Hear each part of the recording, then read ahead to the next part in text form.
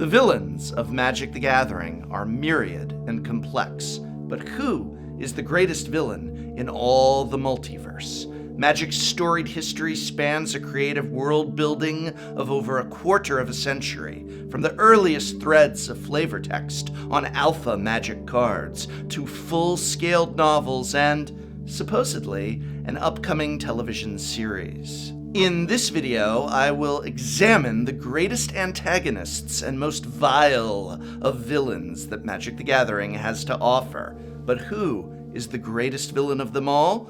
I present to you the 10 Faces of Evil. But before we begin, I must offer a dishonorable mention or two.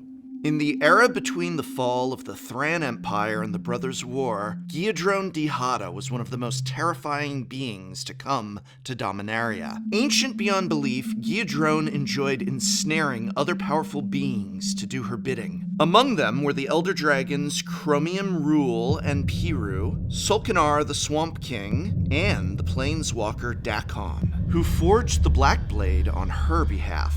The length and breadth of Giadrone Dihada's evil deeds are not fully known, nor are her whereabouts in the multiverse, which is why she is only an honorable mention. What is not mysterious, however, is how powerful she is. And if she remains out there in the multiverse, the threat she imposes should not be underestimated. I have one more honorable mention, though truly this mention is without honor. A personal favorite of mine, it's Baron Sengir. Baron Sengir is not a planeswalker, but he was the prized possession of one. Summoned from plane to fight in his master's battles, the Baron spread his vampirism across many worlds. But it was on the plane of Ulgratha where his planeswalker master was defeated, stranding the Baron there.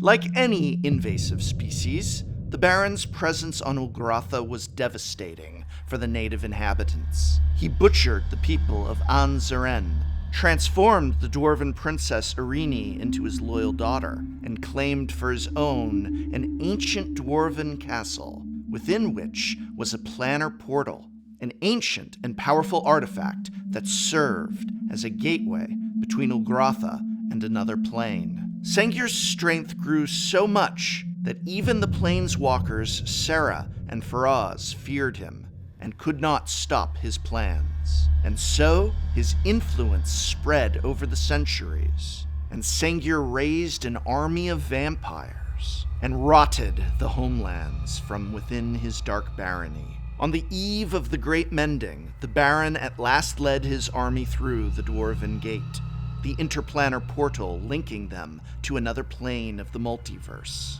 Moments later, the mending occurred, rendering the Dwarven Gate and all other interplanar portals inoperable. Wherever it led, the Baron and his army cannot return from. But woe be to the inhabitants of whatever world now must contend with Baron Sengir. Kickstarting our official top 10 is the sun god of Theros himself, Heliod. Gods are frequently fickle creatures in Magic the Gathering, rarely caring overly much for the plight of mortals, sometimes even forcing them to face their mortality and obsessing over their own selfish interests. The most fickle and selfish of all the gods is Heliod, paranoid, treacherous, and megalomaniacal. Heliod has frequently come into conflict with his fellow deities, be it battles with Perforos, antagonizing Thassa, or trying to undermine Erebos. Heliod does not play well with the other children. Declaring Elspeth his champion, his jealousy of her would grow astronomical, until he finally decided to just murder her with her own sword. Nice going there, Heliod. After killing his champion, he decided to make war on his fellow gods, leading to chaos all over Theros and the underworld. In the end, his cruelty and paranoia would be his undoing, when Elspeth, on a righteous quest for vengeance, destroyed all faith the people of Theros held in him.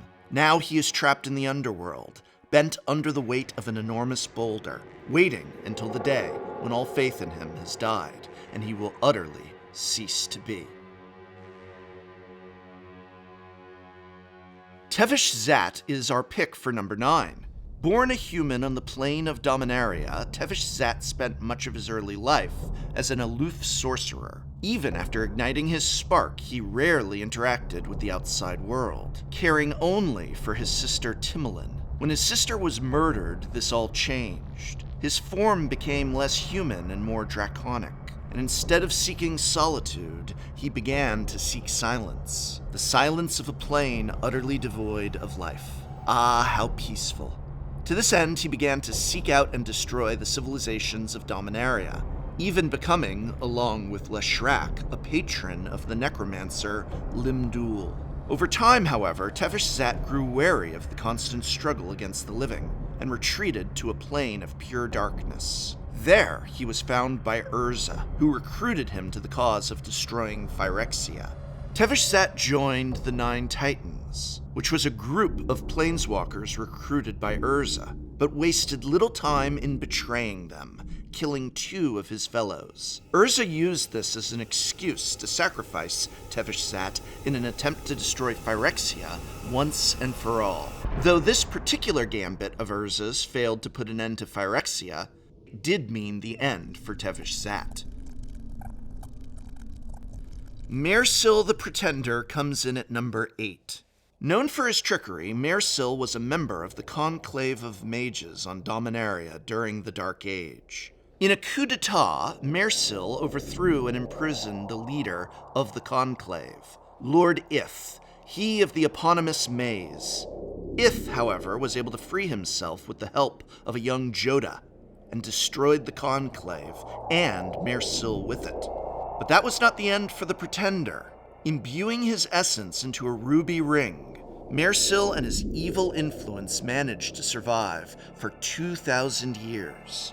During the Dominarian Ice Age, a soldier by the name of Limdul came upon this ring. Using Mersil's power to become a great necromancer, Limdul terrorized the continent of Terracier. All the while, Mersil influenced Limdul to seek out and kill the undying Jodah.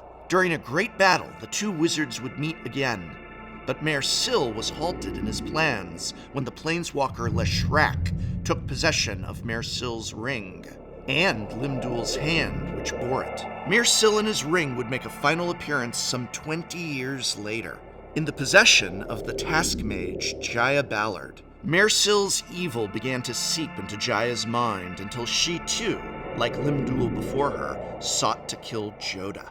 Jodah, however, was able to fend her off and, in the process, ignited Jaya's latent planeswalker spark, which destroyed the ring and Mersil with it, once and for all.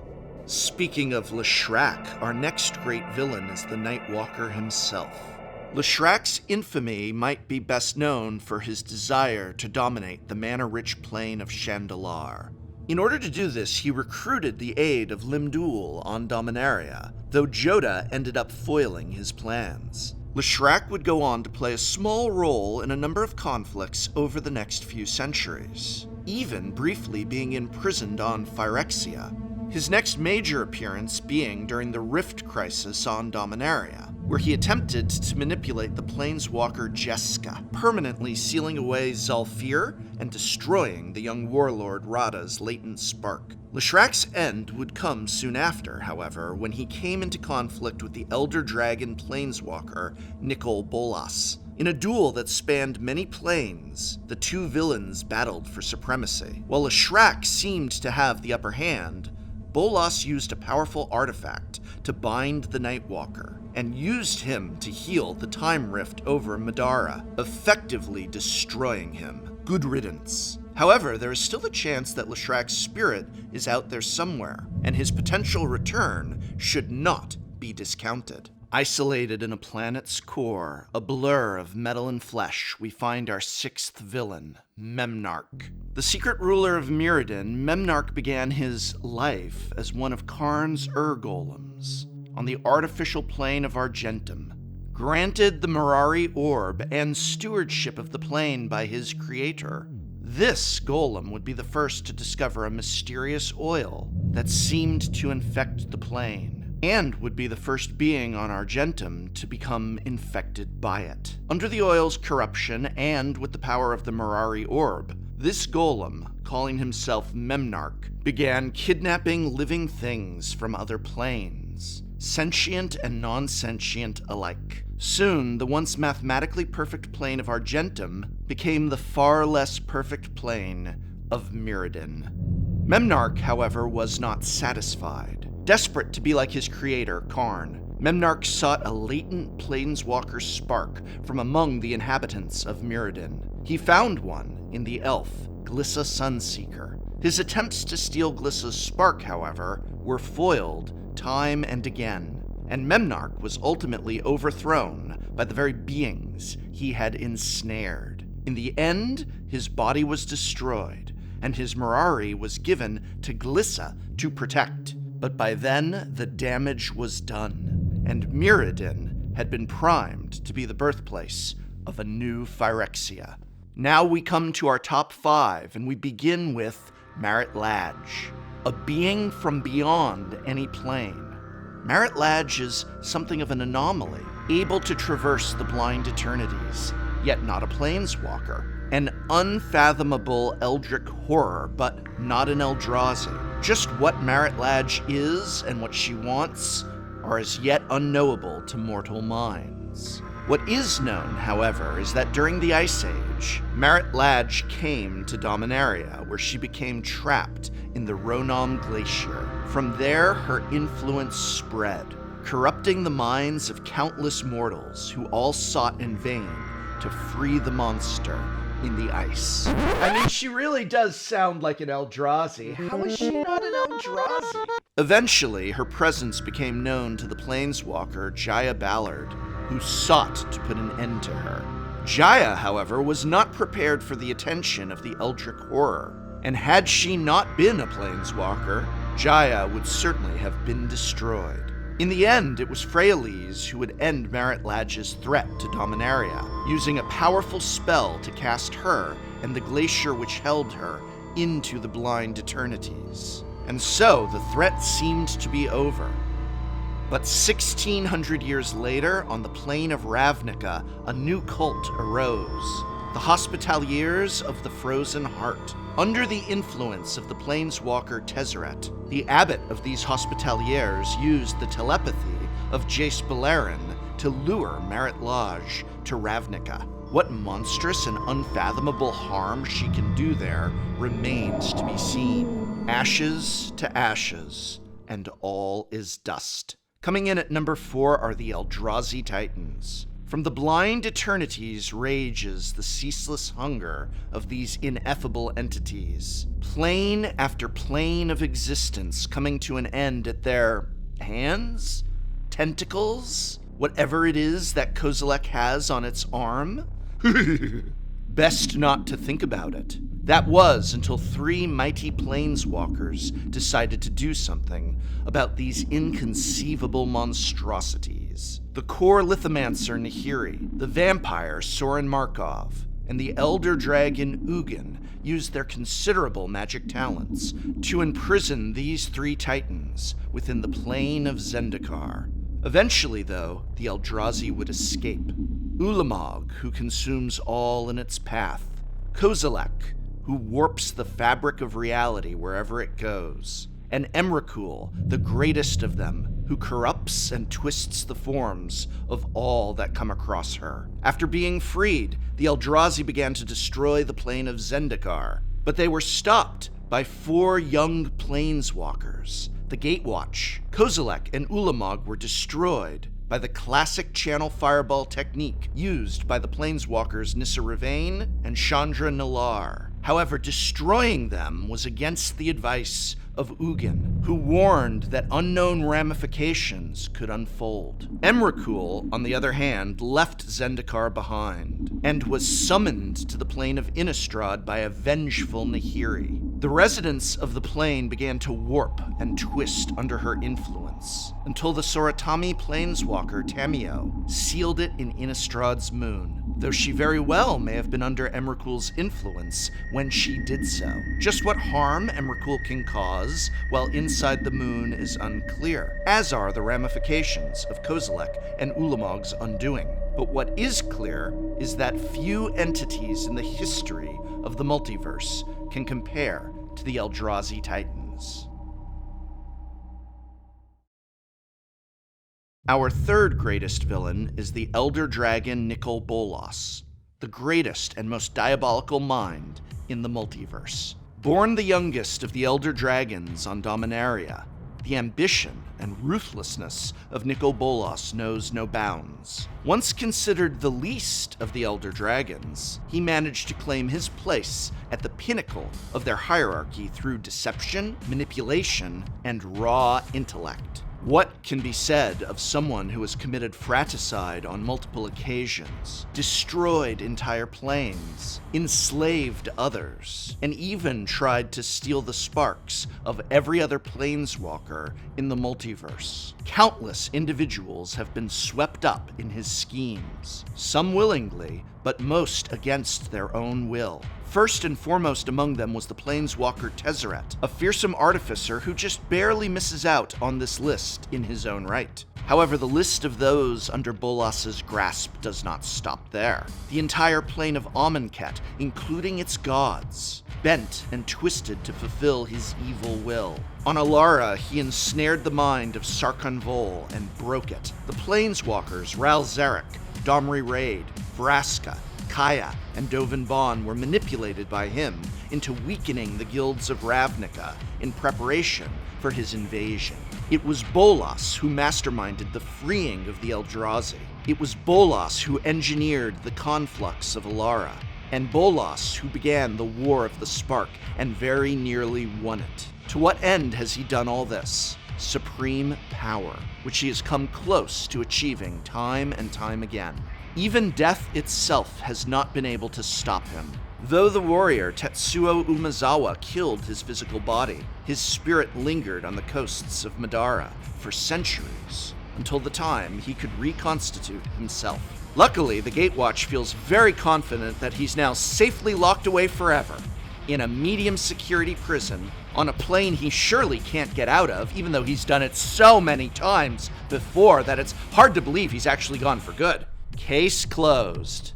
Ah well, underestimating Nicol Bolas is one of the most foolish things any planeswalker can do. Bow now before the Lord of the Wastes, because coming in at number 2 is the human cleric turned deity, Yawgmoth. Born at the height of the Thran Empire, Yawgmoth started his career in evil early, having already done irreparable harm to numerous societies by the age of 35. Upon his return to the Thran Empire, after 5 years in exile, he proceeded to usurp control of the civilization, lead it across the blind eternities to another plane, and turn its inhabitants into the horrors of flesh and metal called Phyrexians, all the while using the same techniques to turn himself into a god. But he didn't stop there, oh no. Through his loyal servant Gix, he manipulated the plane of Dominaria into a cataclysmic war, corrupted the plane of Serra's realm, created the plane of Wrath to serve as a staging ground and overlay for his invasion of Dominaria. He helped destroy the original Tolarian Academy and murdered the loved ones of all who would oppose him. Now you may think that all seems quaint compared to Nicol Bolas and his schemes, but let me remind you that nothing Nicol Bolas did compares to the horror that is Phyrexia itself. 9 spheres of hellish machinery, dripping in oil, each more horrific and mind-shattering than the last. Twisted monsters, whose very forms are the stuff of nightmares, populate the plane, conducting all manner of torturous experiments. Bolas may be evil and power-hungry, but Yawgmoth is more twisted and vile than any of his creations. What's worse, killing Yawgmoth was not the end of his influence. On Mirrodin, Karn's once perfect metal plane, Yawgmoth's corruption has once again taken hold. And though he may not be around anymore to witness it, the sickening glory of Phyrexia has risen once more under the dominion of his heirs. Perhaps you expected me to talk more about them. Maybe give spots on this list to Elish Norn, but let me ask, what horrors has Elish Norn actually done so far? Gingitaxis? I suppose Vorinclex went to Kaldheim and killed a god. But they have plenty of those. No, Yawgmoth is the progenitor of Phyrexia, and all the vile acts that his heirs have ever perpetrated or will ever perpetrate remain squarely a reflection of himself. Who then is the single greatest villain in all of Magic's history? There is no doubt it is the human artificer turned planeswalker named Urza. That's right, the greatest of all planeswalkers, wisest of all artificers, and the savior of Dominaria is actually the greatest enemy of good in all of Magic's history.